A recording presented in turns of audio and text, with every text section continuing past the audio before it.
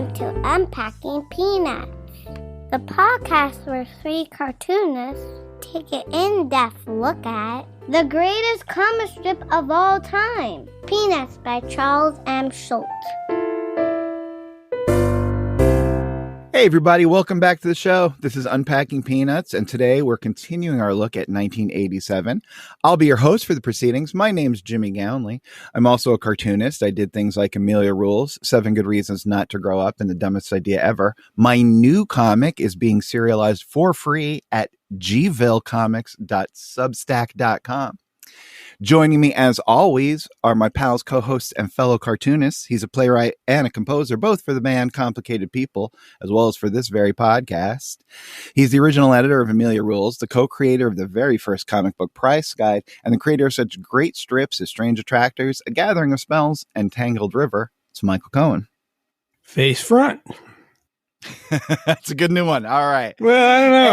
I forgot to think of something, so I was desperately searching.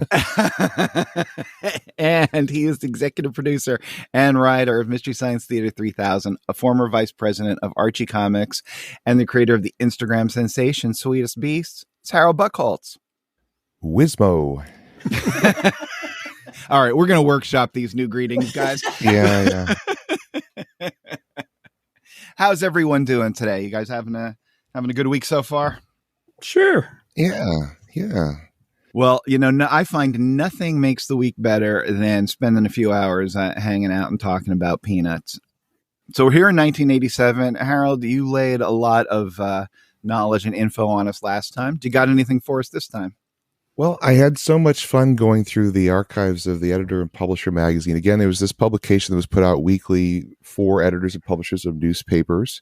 So I thought, okay, for the period we're going to cover, is there anything interesting related to Peanuts and what's going on in the world of Charles Schulz's colleagues and competitors?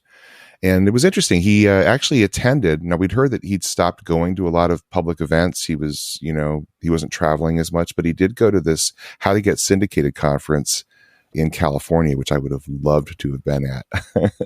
That would have been so amazing to meet all those cartoonists, including Schulz. But he gave some advice to up and coming cartoonists, which I thought was kind of interesting. He said, you must be obsessed with drawing if you want to be a daily syndicated comic strip artist. You have to constantly be having new experiences, because he said most strips will peak after 5 to 10 years and then just flatline. We've been talking about this, and that Schulz is now, year 38. Mm-hmm.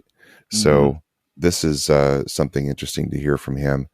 And then the third thing was, he said, you must study the masters of the form in comics.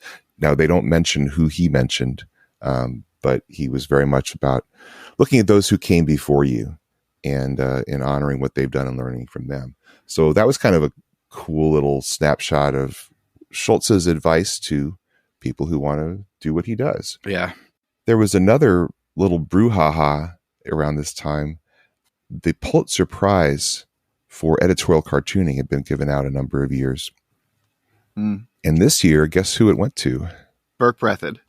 Yes, Burke Breathed of Bloom County fame, which was a comic strip. Because this was quite a scandal at the time, I remember. Oh my gosh. And I had forgotten about this, but Pat Oliphant, who was one of the top, if not the top cartoonist in his field, he made some public statements that were brutal. Yeah. He blasted the Pulitzer board.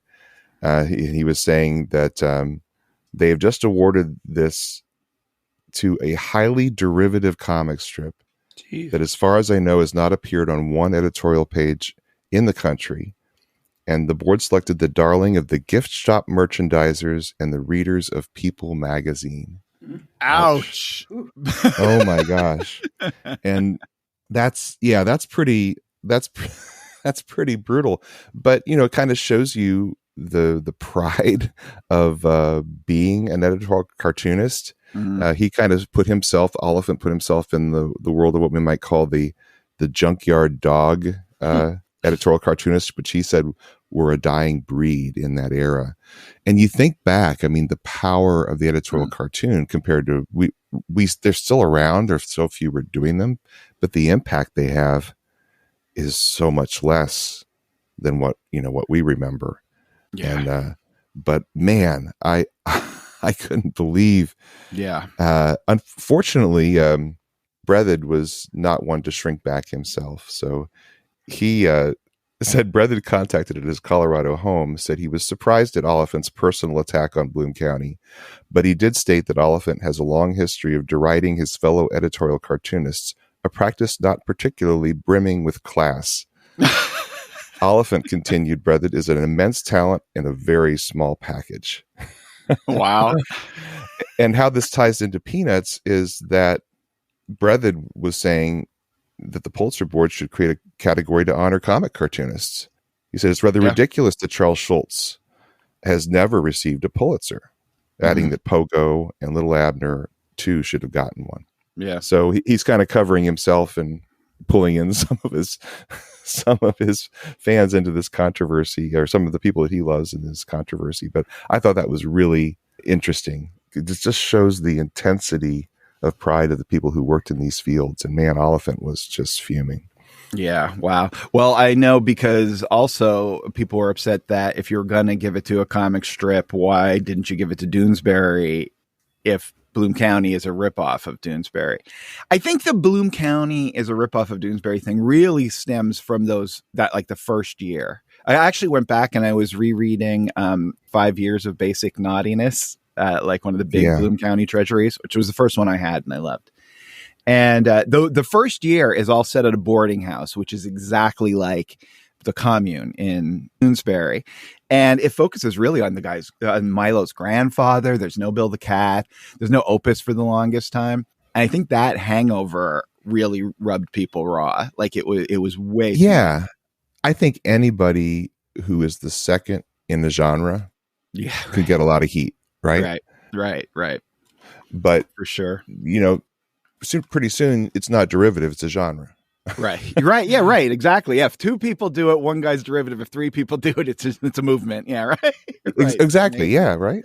So Brethid got to be that guy. And the last piece of news I wanted to share was there was a company that surveyed all of the daily newspapers in the United States.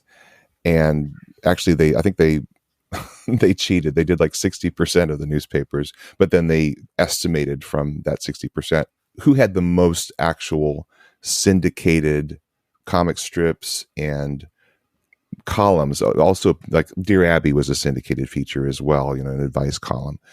And so they were trying to find out, because the syndicates will tell you themselves how many these things are in, but they wanted to know, like in the US, in a daily newspaper, not a Sunday newspaper, who had the biggest reach of audience in the comic strip world and in the column world.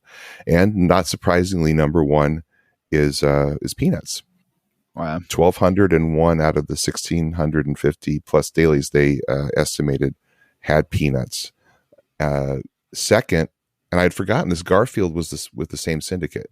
So Schulz was really feeling the heat of Garfield up coming up alongside him, because it was his own syndicate that was blowing up all the merchandise with Garfield as well. Yeah. So, and it was not too far behind. It had about 10% fewer, 1,085. Then it was Blondie, Beetle Bailey, and then among the strips, I'll skip the columns, Frank and Ernest, that single panel one about the two hobos that NEA put out, Newspaper Enterprise Association. Then Hagar the Horrible, The Born Loser, which was also NEA, which again, those NEA ones were sold as a package. So if you bought the package, you could run as many of the strips as you want. And those were by far the two most popular NEAs. Then Doonesbury, then The Family Circus. I'm surprised Doonesbury's that high. Yeah. I'm surprised Shoe's that high. Yeah, right. High and Lois, then Bloom County, BC, and The Wizard of Id is the last one I'll mention. So anyway, Schulz is at the top of his game in terms of reach. The interesting thing is, in terms of income from these syndicated strips, we're talking about how these things play out in the world of Schulz. That syndication income, which they would pay for every week, based on the size of the newspaper, they would pay the syndicate. Schulz would get half of that, was only about 2% of his income. That's crazy. That's crazy. Everything else was the T-shirts and the trash cans and the TV shows and the little plush toys. Yeah. Wow. So that's it for my editor and publisher dig. That's excellent, Harold. That's wonderful. It always adds so much to the show when you have that stuff. And that's really interesting about poor old Burke Breathitt getting dragged over the coals for winning his prize.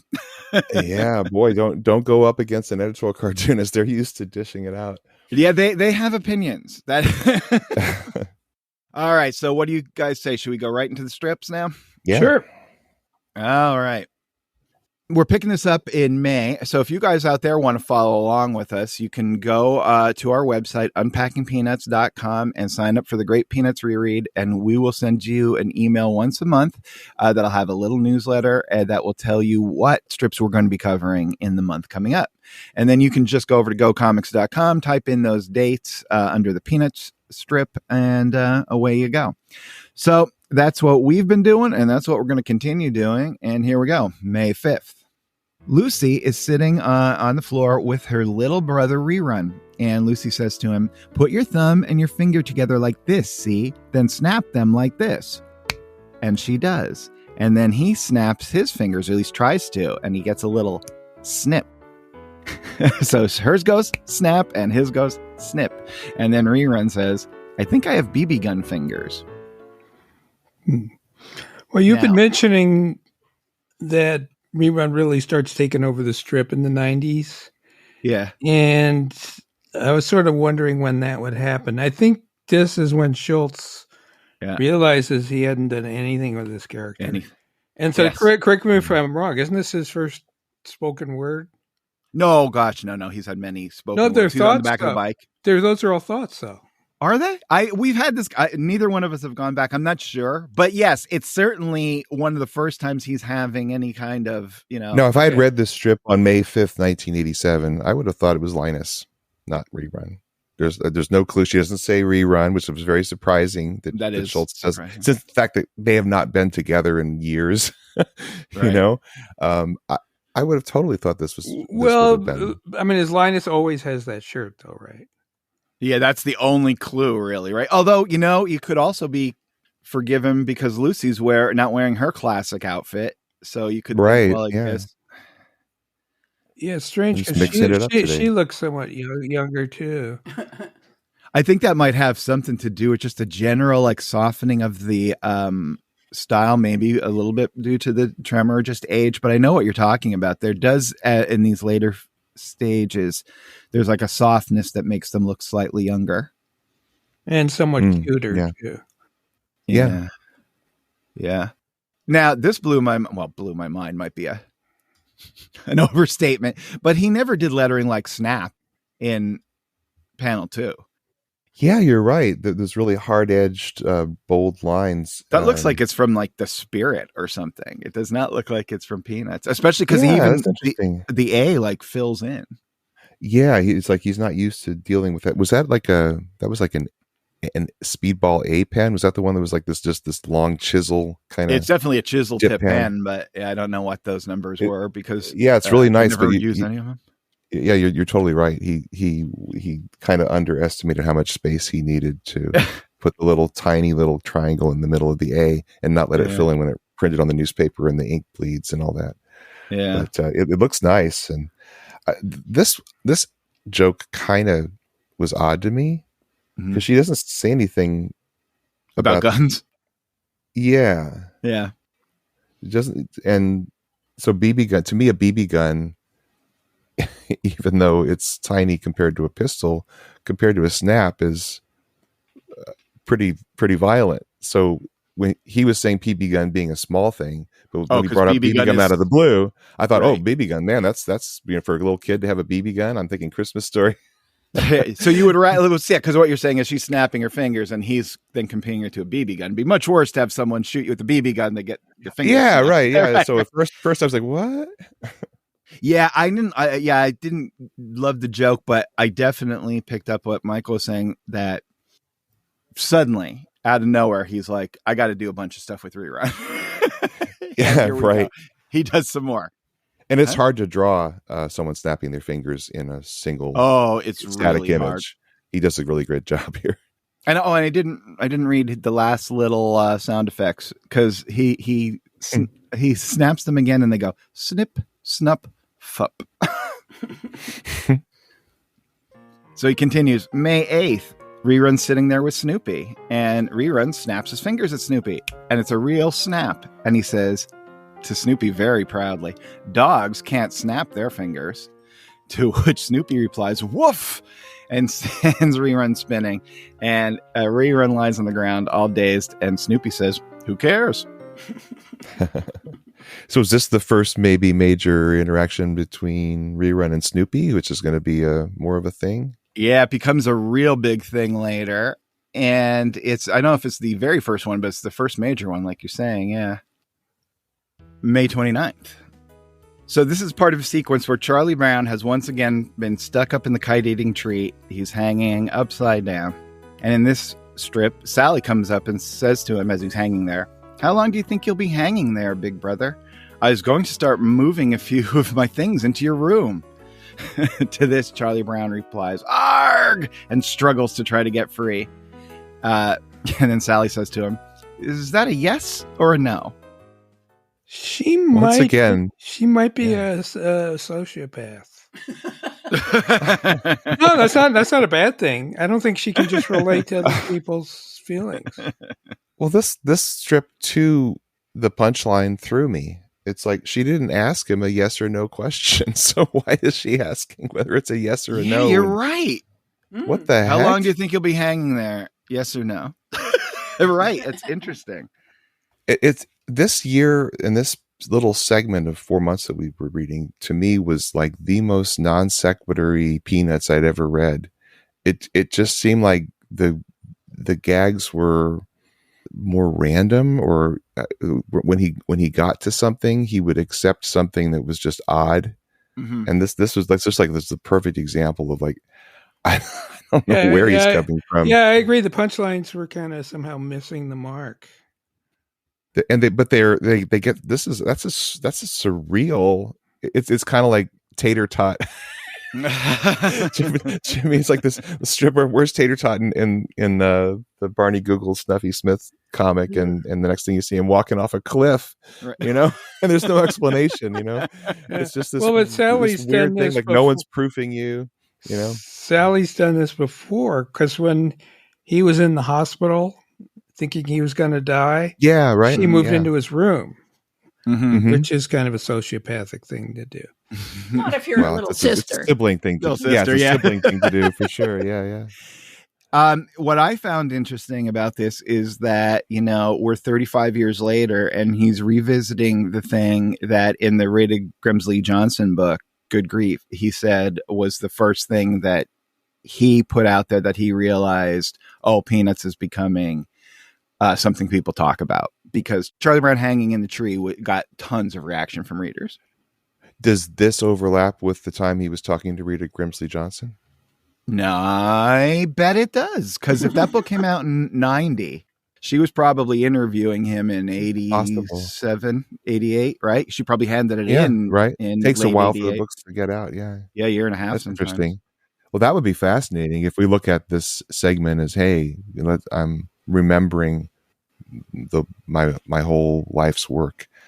I mean, I think it would be worth someday on a special episode or whatever, just looking at both of these sequences, just the original hanging in a kite or hanging in a tree with your kite and this one, because it's a really strange thing to do. Because it's not the same as the football strip, which he did constantly. He did this week once and then decades go by and then he does it again. Yeah. It's interesting. Yeah. And here he is at the same time telling people, study the masters. Well, if you're going to study a master, study yourself. Yeah, right. Exactly. I mean, what master? Well, that's the other thing when we're talking about, is this the best comic in the newspaper at this point? Well, yes, it is, because it has Charlie Brown in it and no character. The worst Peanuts strip walks out onto the comics page, dominating everything, because every character is known to everybody. Every setting, every setup is known to everybody. Right. It's an astounding accomplishment. I mean, there might be individual gags and jokes and stuff, but like if we're right now tell me your favorite Calvin and Hobbes strip right now. I don't know if you could. I mean, maybe you could. Your favorite Doonesbury strip, like the punchline. What is it?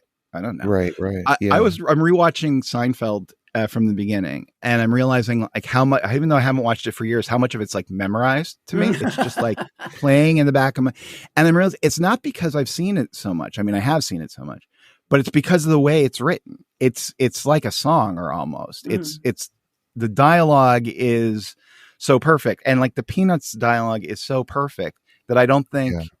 I don't think anything touches it. And I also think that's why the weirdness of things like this does strike us now. Like, it would never have been that random a punchline, say, 30 years ago. But on the other hand of that, like, is this yes or no when he wasn't asking yes or no question? But on the other side of that, going back to the Rerun thing, that's, I think, what allows him to finally find Rerun's personality, which is, Rerun is a non sequitur. Rerun's a weirdo. That's what makes Rerun special. And it seems like it's coming out of this whole weirdo non sequitur year.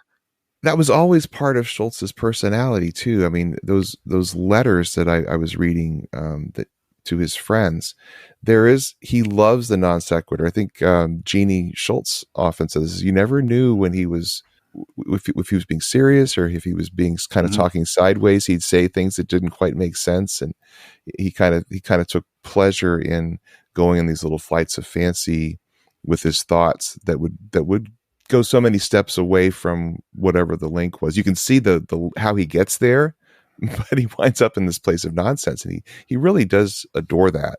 And it seems like he pulled himself back from doing that because I don't think he thought maybe it would play to to an audience. But I'm seeing more and more of it, and it's kind of endearing. It really is a unique piece of him that there's a very silly side that I think we're going to see more and more of. Every once in a while it pops out.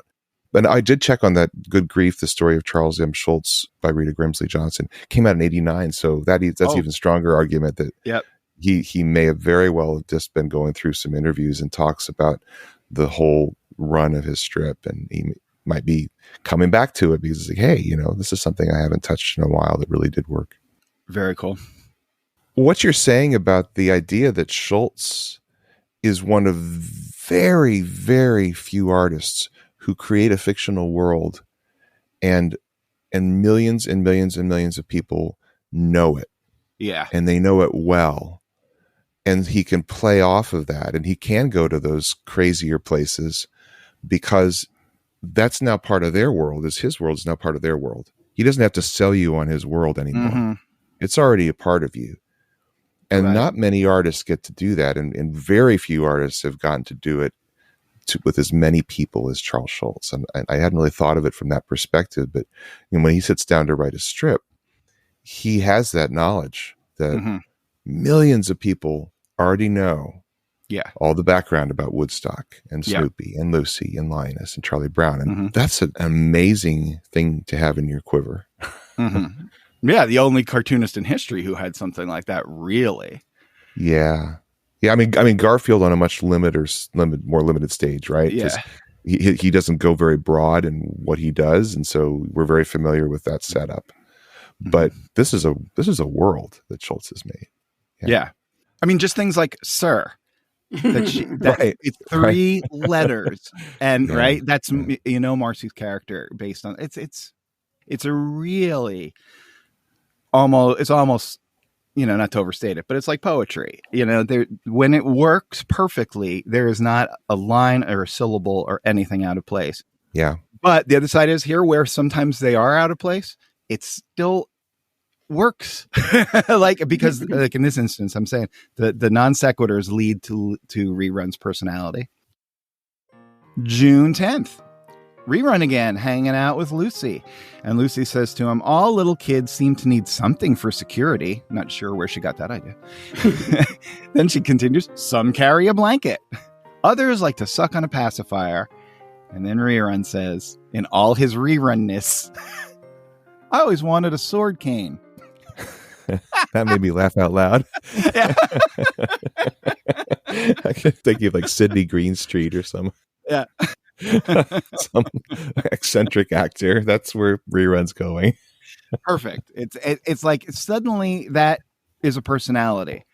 You know, it's a weird, really strange. I bought my friend a sword cane for Christmas one year. Oh, really? Yes. Did you have to make him sign a waiver? And well, we were grown-ups at this point, so still, you know, you gave this to me. I forgot it was a sword cane. June 24th, Charlie Brown and Lucy hanging out at the old thinking wall, and Charlie Brown says, I have a great fear of being boring. He continues, I also have a great fear of being bored. Then he says to Lucy, what's the most bored you've ever been? And Lucy says, besides right now? I always appreciate a nice little nasty.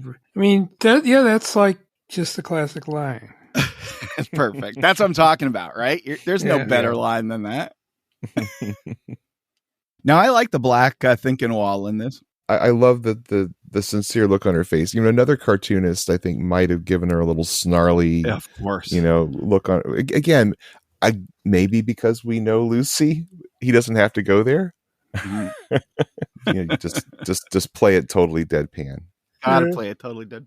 Yeah, well, Jimmy and I have discussed this. That one thing a lot of cartoonists do is they have their characters smiling when they deliver a funny line, which we both hate. Because I mean, it's only funny if you're at least act like you're not trying to make a joke. And the worst is if they're smiling and has the big hand out. That's even worse. You know what I'm talking about? Yeah. Well, do you think it somehow saps some of the energy going into the reader when that stuff is on the page? What do you think, Michael? What is the problem with that? The problem is that he's trying to point out that he made a joke. And it feels the almost... essence of jokes is they should not be. Yeah, I mean, a lot of stand-up comedians can get away with it. But I think the best ones are the ones who don't seem to realize it's a joke. They're just making an observation. Right, yeah. Or if you're playing frustration as a stand-up comedian, as an example, it has to read at least at some point as real frustration. Even though you're intentionally doing it humorously to convey the humor of the situation. Right. Yeah. Because I guess if you point out that it's a joke, if that's almost like it with a smiling character or whatever, maybe it's a sense of insecurity that you don't think the joke's so funny. Yeah, it almost seems like if this character is smiling, the artist has to find some way to bring you into that character so you're with them. You feel the smile, yeah. And I don't think many cartoonists are very good at that. And so, I mean, I don't mind a strip with someone smiling. If I'm thinking of strips that are a little more conversational, a little more low key, like maybe for better or for worse. If someone said something and they were smiling, but you feel like you're a part of that family and you've kind of been invited in, you're on the inside. That's one thing. But most comics are just, hey, I'm going to impress you with a hilarious joke, and you're on the outside, and then the smile maybe is off-putting. Well, that could be it. Yeah, that could definitely be it. I just want to ask you guys an art question, just about in general, just general art. And I was just thinking about this when I was looking at this strip and the various ways he's drawn the old thinking wall over the years. Both of you in your work have really consistent style. How are you? I don't think I necessarily do. Or I can't see it in the same way. Or I see my style as a deficiency, perhaps. How aware of style are you while you're doing it? Like, for example, because both of you do very clean, even though you're worlds apart in terms of what you're drawing. You know, Harold's doing a funny animal comic and Michael's doing like a hard science fiction comic. But you're both like really only seem to use the amount of lines that absolutely is necessary. And when I'm working on stuff like that, I might feel like, well, I'll scribble something in the background. But you guys will never break your style. How conscious of that are you while you're working? Yeah, what are you thinking, Michael, when you're drawing something like Tangled River? Well, I think the page has got to look like a coherent unit, which is different than a 4-panel strip. Mm-hmm. But yeah, if most panels have, a certain amount of black, I'd sort of try to keep that consistent. Yeah, I don't want to detract from the story too much by putting in something that's jarring. Mm-hmm. It also has to do, I think, with not taking risks either, Like, what do you mean by that? I want graphically it might be really interesting, but I don't want it to be confusing. Right. I sort of want the story to progress in very logical little bits rather than people go like, wow, that panel's amazing. That doesn't help the story. Right. What about you, Harold? When I'm drawing and writing the story, it's about the writing, the characters, and how they're interacting with each other. So I'm very, very heavily character oriented. When I have to do backgrounds, when it's just character interaction and there's really the world is not a prop, I guess you could say, for the joke. My tendency is that's not important, and I'm not interested. I'm not interested in creating the world around them. I'm interested in the world between them or in them, and including the dialogue. So what I found when I started doing something on such a consistent basis, like I did Sweetest Beast for a long run, that I was going back to the same things to create that kind of consistent but kind of vague world that they're in. And as I was going along, and I think you even pointed this out to me at one point, it was really helpful. It's like, and actually doing the Unpacking Peanuts thing now has also been incredibly helpful. Is I have permission to do so much more with the setting that they're in. And even like the idea, and Schulz did this all the time in the Sunday strips, the background colors are all over the place. He'll go from a bright red to a bright yellow to a medium blue to a green. They're just the space behind the characters. And he did that a lot. And I think, it is arresting. It's almost like watching a Mondrian on the comic. Yeah. But I didn't get, I was like, well, if I start the strip with a certain kind of a blue sky, well, the sky's not going to change. I'm like, well, why not? Why can't the sky change? So I've been starting to kind of play around a little bit more with the idea that I've got a freedom to make the background mood and not just background. And it's something I've been playing with a little bit more. And I certainly feel that freedom looking at these Schulz strips every week and seeing the choices that he's making that keep it interesting for him and for the reader. And, when I put a book collection of these together, I'm glad I had started to mix this up because, if everything's like a blue sky, you got a very blue book. Yeah, right. And it doesn't have to be, it's something, it's an overall experience. And I had to, because I was like, my gosh, this is just going to be a monotonous color book if I don't play around a little bit with what I have the freedom to do as a cartoonist. I realized I've gotten given so much more license than I'm enjoying. And in your work, I certainly don't see it as a deficiency. I see it as you being extremely curious and creative as to how to make something look really rich, and you're very good at it. I think of those scenes when you have kids walking in a neighborhood and you've got like a lens flare, you've got these beautiful trees and these homes. I mean, stuff you don't have to be doing, but you're doing it. And I feel like I'm in a drawn Pixar movie or something. And it really does set a scene. And that's another thing, like in film, you always have the establishing shot, the outside of the house or on a sitcom or whatever. And usually that's where you see the detail. And then once you've set that up, you can kind of make the rest of that world much less. It's just little lines that represent the bottom of a baseboard or something inside the house. But I really do appreciate people that take the time and the trouble to create a beautiful world. And then once you know what world that is, that's in your memory and you don't have to see it in every panel. Well, in relation to the strip we just read, I would never do that. I mean, is this wall black or is this wall gray? To me, I don't think anyone's going to notice it. Schulz apparently felt that it made the strip pop because he's competing with a page of other strips. Mm-hmm. But as far as world building, what color is this wall? Or right. So I'd be thinking like, what can I say about the world in the way the walls are built? Mm-hmm. Is it a science fiction? Yeah. Is it a science fiction wall? Is it an old crumbly wall? What is it?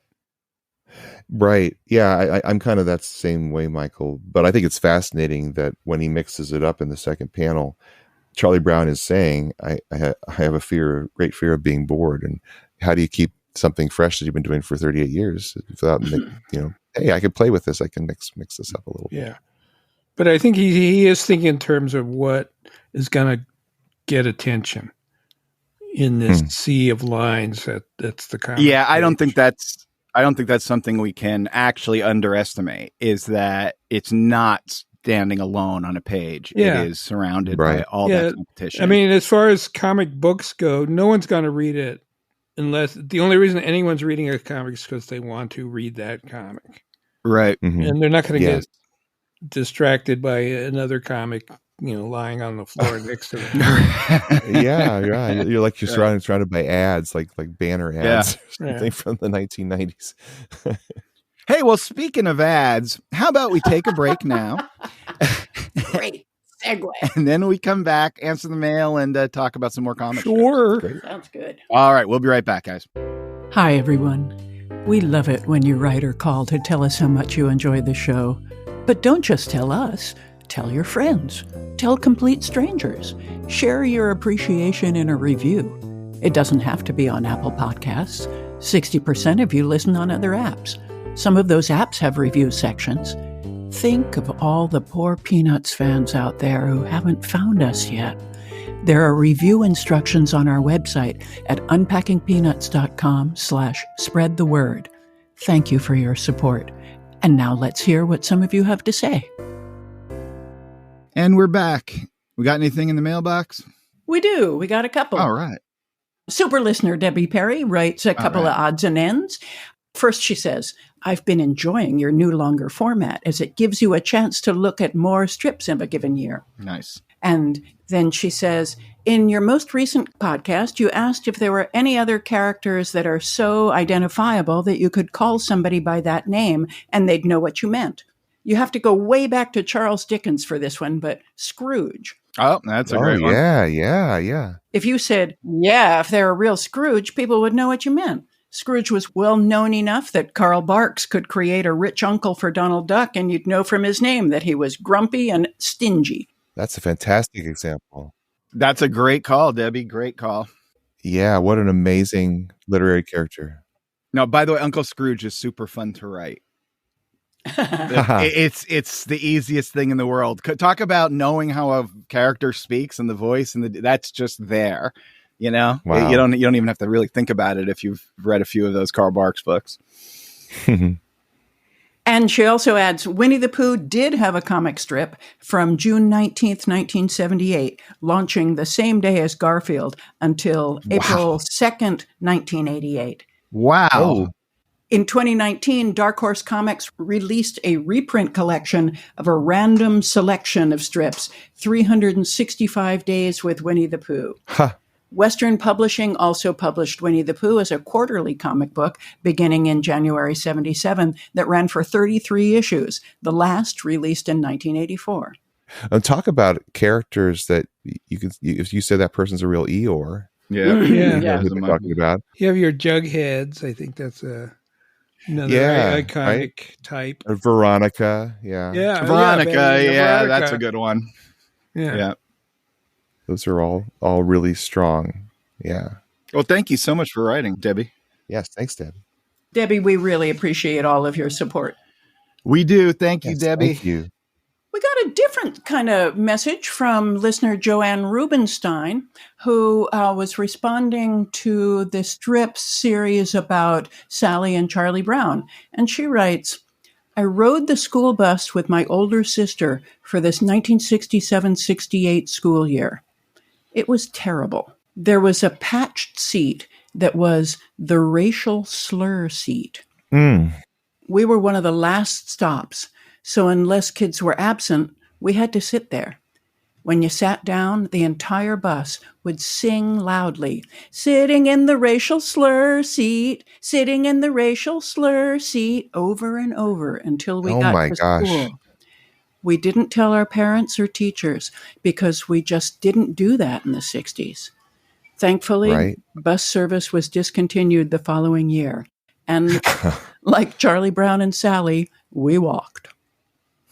That's awful. I'm so sorry to hear that. That's the worst. Yeah. And of course, who did hear it was the bus driver. Right. Exactly. Yeah. Mm-hmm. Yeah. Wow. Well, you know what? You are welcome to have a seat of honor at this here podcast. Everybody is welcome here. Yes. Wowza. Yeah. I'm sorry to hear that. That's the worst. Yeah. But bus, I remember the bus could be, depending on the year and who you got to know and who happened to be on your route. Yeah, it could be pretty brutal. But my favorite was definitely the back seat, even though it was the bumpiest one. Because you ever seen the wheels on those buses? They go round and round. Yeah, right. The back of that thing hangs off the wheels because we're so tiny, by many feet. So you're really bouncing if you're in the back. But it was cool because you could wave at the people behind you, and everyone's seen Napoleon Dynamite. There's lots of fun stuff you can do in the back seat of the bus. We always fought for the back seat of the school bus too. Yeah. Well, yeah, and sometimes childhood is just not suitable for children. It's a Lord of the Flies situation. But thanks, Joanne, for writing and sharing that with us. Absolutely. Yes, and if you ever find those kids, we'll call us. We'll go kick their butts. Well, Liz and I will anyway. Yeah. That's it for the mail this week. That's fantastic. Well, thank you for writing. As always, if you want to keep this conversation going between episodes, you can shoot us an email. We're unpackingpeanuts@gmail.com. And you could also call us on the hotline. We got nothing on the hotline today, but that number is 717-219-4162. And of course, we'd love to hear from you because when I don't hear, I worry. Don't make me worry. All right, let's go back to the strips. June 29th. We see Snoopy atop his doghouse, and something horrible is going on in his mouth here. He looks like he has his mouth both full and somehow sealed shut. And that happens in panel 2 and 3, and it's just getting worse and worse. Then in panel 4, we see he has fallen off his doghouse and landed on his head. And Charlie Brown is there now, and he says, maybe you shouldn't try to eat peanut butter and chew bubblegum at the same time. Where is there sympathy in these characters? Nobody seems to sympathize with the victims here. They just make snide remarks. Yeah, this is a year of the snide remarks to your victimhood. But is the victimhood generally brought on by yourself? Charlie Brown can't fly a kite, the simplest human activity, and he's in a tree. So this is eating gum and peanut butter at the same time. Also easily avoidable. So maybe these people just deserve the snide remarks they get. Yeah, but he could be dead. I mean, Jesus, he can't breathe for 3 panels.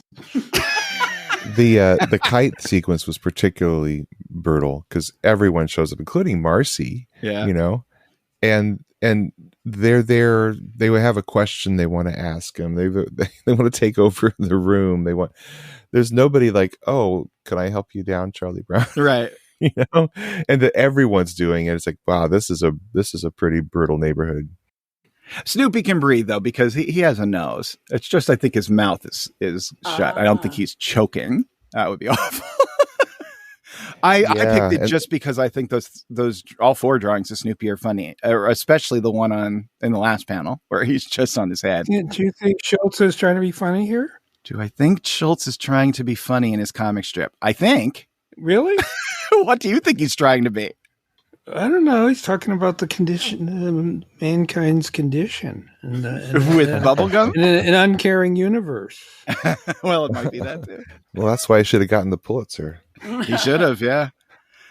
Well, you're looking at that Zipatone in the second panel. So we've got really heavy pen lines to fill in, really rough pen lines to fill in Snoopy's doghouse on panels 1 and 3.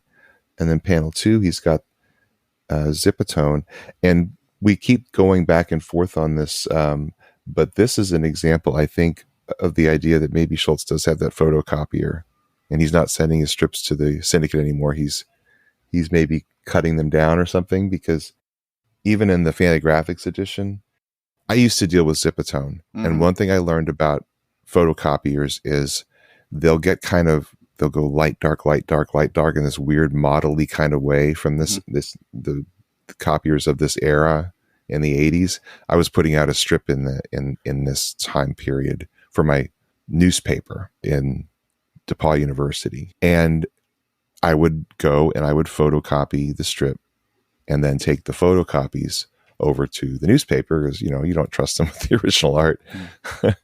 And this is what it kind of looked like. So I'm guessing that maybe we are not seeing pristine Schulz art, because what they're using is something, there's now a step in between that's much inferior. They used to do a thing called photostats on this photographic paper, and it was so crisp, and the photocopiers were second best, but very convenient. Yeah.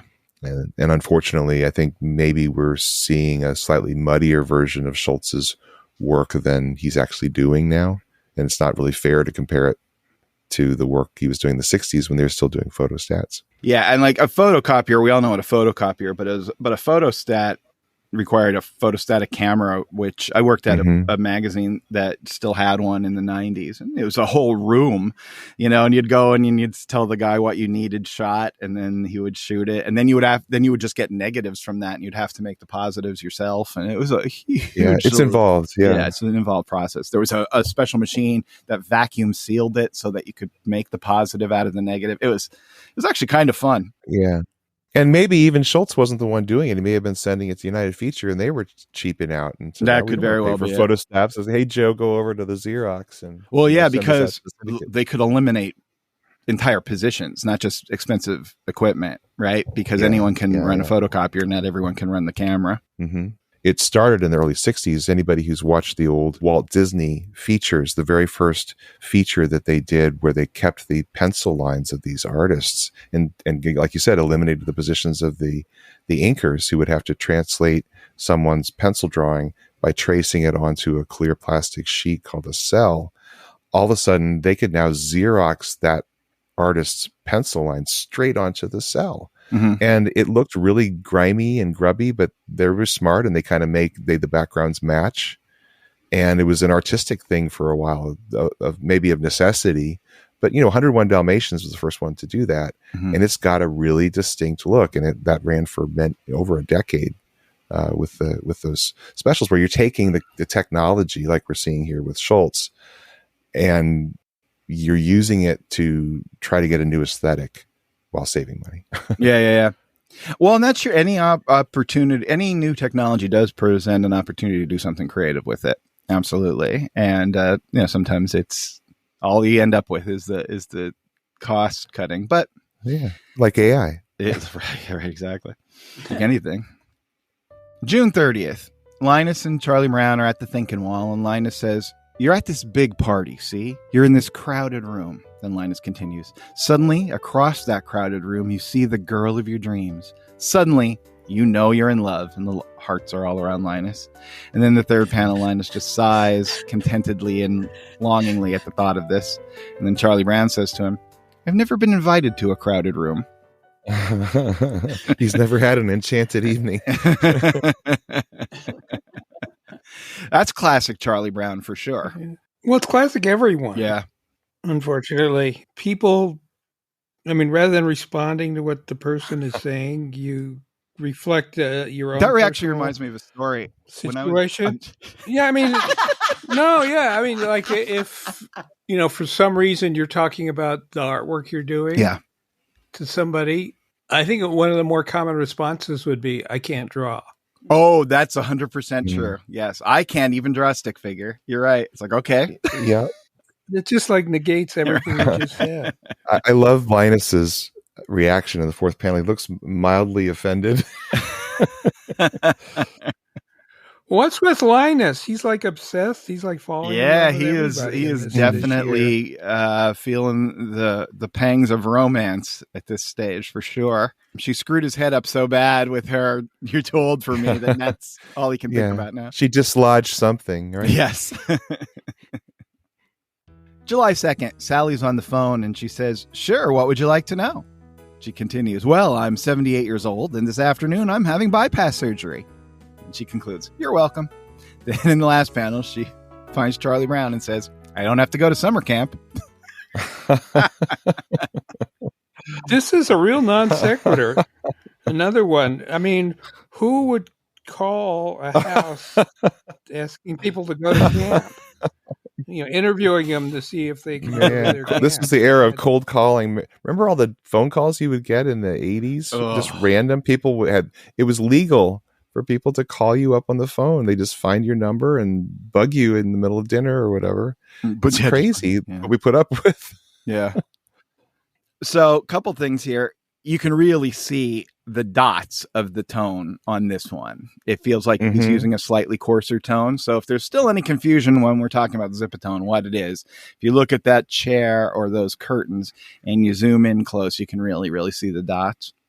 In the chair, you can see that weird kind of moire design within a design moire pattern. Yeah. Yeah, that usually comes from photocopying.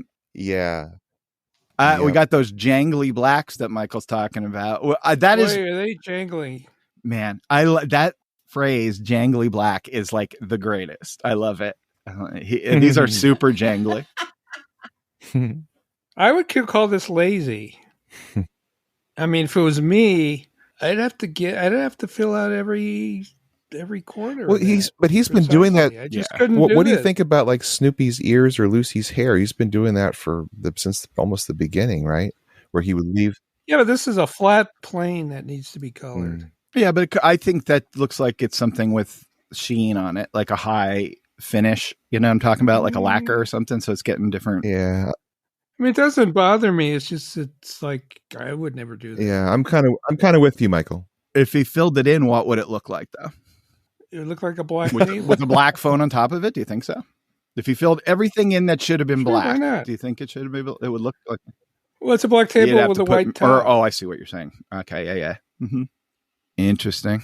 Anyway, well, I don't. I like the term. I don't know how I feel about the actual jangly black, but I just like the term. So okay, you may have it. Oh yeah, but that's yours. Actually, one of the biggest applause lines I ever got was me just saying something Michael said. And I then tried to give him credit, but everyone was laughing and they didn't hear the words of the immortal bard. Exactly. It was, do you know what this was? Nobody cares. It was somehow, for some reason, I was speaking at Fordham University and their panel was on Graphica. They would not comics, not graphic novels, Graphica. And Michael's line was, well, if you're going to come up with a stupid name, it's illustrated literature. Why don't we call it Illiterature? And I said that and it brought the house down. I'm like, actually, that's my friend Michael. But anyway, so you have a way of coming up with good terms. That was a good one. I wish I. Oh, that's a great one. That's a great one. Illiterature. July 3rd. Charlie Brown sitting watching TV in the beanbag chair, and Sally comes up and says, I couldn't decide if I wanted marble fudge, chocolate, Rocky Road, vanilla, or butter pecan. I finally decided to try marble fudge. Then I had to choose between a plain cone or a sugar cone. She's now kind of upset and ranting to Charlie Brown. I decided on the sugar cone, so what happened? I went out the door and dropped the whole thing on the sidewalk.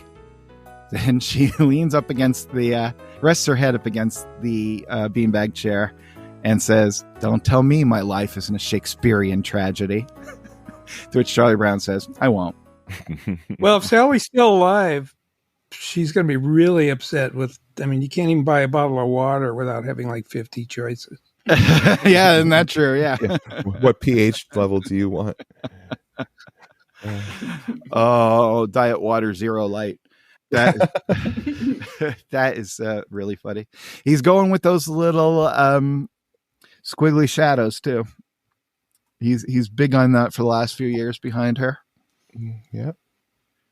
Which is weird because, like, I think we're talking about some of the little flourishes is supposed to maybe hide or take attention away from the trimmer or whatever, but I don't think they do. I think he just likes them. Maybe he's seeing things. Or maybe he's like Charlie Brown and made a big blot of ink and had to come in. Right. We're not starting over. That fourth panel of Sally with her back lying on the floor with her back against the beanbag chair that Charlie Brown is in. Mm-hmm. Her arm has to unnaturally hover because it's not long enough to go to the ground and fall in a way would look good. So yeah, it's just an odd look where. But it's weird because he kind of holding her arms out parallel over the ground. Don't you think he could have extended her arm and made it? And like I'm looking at, I think we all have, or at least you and I both have, Harold, that T-shirt of Linus on the skateboard it was. Yes. If you look at I was wearing it the other day and I looked at it, I'm like, wow, if he's on a skateboard and he has his arms up in kind of that running position, like, his upper arms are 90 degrees from his body. And if you straighten those arms out, they would go below his feet. He has real arms. And when you see the little feet, and when they show this feet on the end of those chairs, we've noted that they're probably twice as long as the legs are twice as long as they normally would be. So why do you think he do that here? I bet he tried it and he just couldn't find something that graphically worked. Yeah, because I mean, where he would have to at least double that upper arm to get down. I mean, it's weird. I mean, I guess there would have been a way he could have gotten there, but he wanted Sally to be below Charlie Brown because she's on the ground and he's not. Mm-hmm. And so he's stuck with, he can't force her up a little bit further so that she's leaning in because he wants her lower and he needs a space for the text. And so he had a lot of dilemmas there for that last panel. I don't know that he needed I won't from Charlie Brown. He could have had Charlie Brown just roll his eyes. I think I won't really makes this though. You like it? That's the best. Yeah. I love that deadpan. Go back to the that TV. Deadpan response. He's not going to tell her it's not, but he's not going to tell her. Right. Because he doesn't think so. Yeah, I just thought that was cool. Michael is going to set up his new beanbag chair. Ooh, I'm very excited. Oh wait, you got a new bean? But I got a beanless bag chair. What is that? Well, I thought I was ordering a beanbag chair from Amazon, but it ain't got no bean. I was expecting this huge box, and I get this little box. I go, what? And you pump it full of air. Air stuff. I've heard of that. They tell me is all around. Oh, if they don't include the air, you got to bring your own. So it's more like something you throw in a swimming pool, but it apparently shapes itself into a beanbag. Okay, we'll find out. Yeah. Well, we'll be looking forward to that report next week. Mm-hmm. Yeah, well, just can't get off the floor. It might just float away. Was there ever a Mexican jumping beanbag chair? Did anyone ever do that? That would be good. That would be amazing. July 8th. Snoopy's atop the doghouse and he's pounding away at the keys of his old typewriter, and he types away and says, "Soon after I was born, I was adopted by the round-headed kid." Lucy reads it and says, "You call your owner the round-headed kid? Don't you think you should at least use his name?" To which Snoopy responds, "I hate doing all that research." So what's going on here? Does he refer to him as the round-headed kid? Yeah, and for the rest of the strip, it's the round-headed kid. Yeah. Yeah, I know later on, but we've run into this before. Yeah, he's done it before. Yeah. Okay. Lucy showing a little concern about this. That's interesting. It's pretty cute. I do like that. I hate doing all that research. There have been a few moments. He needs a Harold. Yeah. Because there have been a few moments in my own writing where I'm like, I wonder if it's like, well, you know what? We're not going to find that out. We're going to go a different way. Well, moving along. Moving along. July 13th. Marcy and Peppermint Patty are hanging out, and Peppermint Patty is calling Charlie Brown on the phone. And she says, "Marcy and I are about to leave for camp, Chuck. We're going to be swimming instructors." In the next panel, Marcy takes the phone and says, "We just called to say goodbye, Charles. We're going to miss you. We love you." this outrageous Peppermint Patty, who yells, "Marcy!" and reaches for the phone as Marcy just smiles. And then in the last panel, we see Charlie Brown at his house with Sally, and Sally says, "Who was that?" And a smiling Charlie Brown says, "I think it was a right number." Very cute. I think this is kind of the first time we see Charlie Brown really accepting what Marcy's saying to him, I think. Right. And maybe it's because it's over the phone, it's not in person. He seems to have become more and more dissociative, if that's the right word, in recent strips. He's detached. And a lot of times, like that last thing with Sally, when she's ranting about her ice cream cone, and he's kind of there, but he's not there. And we've kind of seen that as well, where he will offend Marcy or Peppermint Patty because he is kind of like what Michael was saying, talking sideways to what they're talking about. But here, this is the first time I've seen it go, not a theoretical thing, but a real thing go right into Charlie Brown. I thought that was pretty cool. Yeah. Yeah, it's a good strip. And he screws up later in this sequence, but still, I was just happy to see this little moment that he's accepting these loving well wishes. I love the third panel. I think that looks great. This Marcy smiling and leaning ever so slightly away from Peppermint Patty as she kind of protects the phone, Right. Yeah. Real That's good strip. Great. Real good. Yeah, I really enjoyed this one. It was nice little Charlie Brown victory moment. August 23rd. It's a Sunday. We start off with one of those symbolic panels. We see Lucy out in the outfield and a sweltering sun behind her, but the sun is a baseball. In the next panel, we see her wipe her brow and say, "Whew." She then trots out to the pitcher's mound where Charlie Brown is trying to pitch, and she says, "Hey, manager, it's too hot out there in right field. I'm going to go stand in the shade under that tree. Try to pitch the ball so they'll hit it to me under the tree." Charlie Brown says, "I have a better idea. Go home and pour yourself a nice cold glass of lemonade and then sit down in the kitchen. Leave the back door open." As he's saying this, Lucy is walking away. He calls out after her, "I'll pitch the ball so they'll hit it through the door into the kitchen where you'll be having your cold lemonade." In the last panel, we see Lucy sitting at her kitchen table having a cold lemonade with the door open. And she says, "I wonder if he was being sarcastic."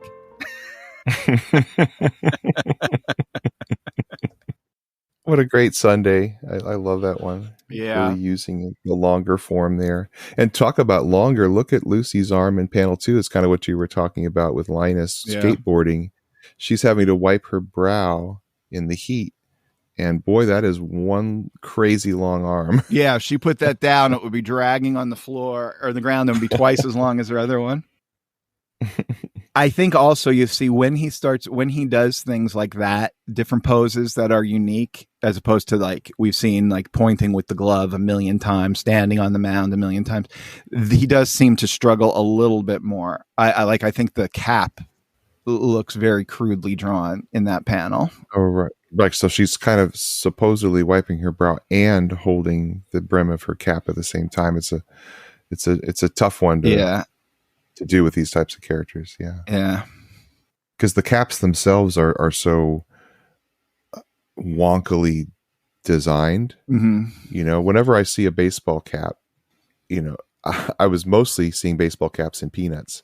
And then when I saw real baseball caps, I'm like, so that's what they're. Yeah. Well, you always get the thing is like they look sideways when they're looking at you. But of course, I don't think in the Peanuts world, they're wearing their baseball caps sideways. Obviously, it's just a convention of the drawing. Yeah. And the arc of the brim, he doesn't. So yeah, it's a very unusual artistic choice that is super abstract and awfully 2D feeling. Hats are hard to draw on people's heads. Like you can. That's true. Yeah, you can always tell when Will Eisner wasn't drawing the spirit by whether or not they could figure out how to put the hat on his head. I know that is one of the classic bugaboos of certain cartoonists. They just how they can't get it. Can't it's be so done. Hard. Well, you know what else isn't easy? Ending one of these episodes because it's my favorite day of the week. But we gotta at some point. So that's what we're going to do. If you want to keep the conversation going, we would certainly love to to hear from you. You can follow us on the social media. We're at Unpack Peanuts on Instagram and Threads, and we're at Unpacking Peanuts on Facebook, Blue Sky, and YouTube. Again, you could go over to unpackingpeanuts.com, sign up for the Great Peanuts reread, and get our once-a-month newsletter. And, of course, you could just email us, unpackingpeanuts@gmail.com. We would love to hear from you. When I don't hear, I worry. So that is it for this week. Come back next week where we wrap up 1987 and have more fun hanging out with the gang. So until then, for Michael, Harold, and Liz, this is Jimmy saying, be of good cheer. Yes. Be of good cheer. Unpacking Peanuts is copyright Jimmy Gownley, Michael Cohen, and Harold Buchholz. Produced and edited by Liz Sumner. Music by Michael Cohen. Additional voiceover by Aziza Shakrala Clark. For more from the show, follow Unpack Peanuts on Instagram and Threads. Unpacking Peanuts on Facebook, Blue Sky, and YouTube. For more about Jimmy, Michael, and Harold, visit unpackingpeanuts.com. Have a wonderful day, and thanks for listening. Illiterature.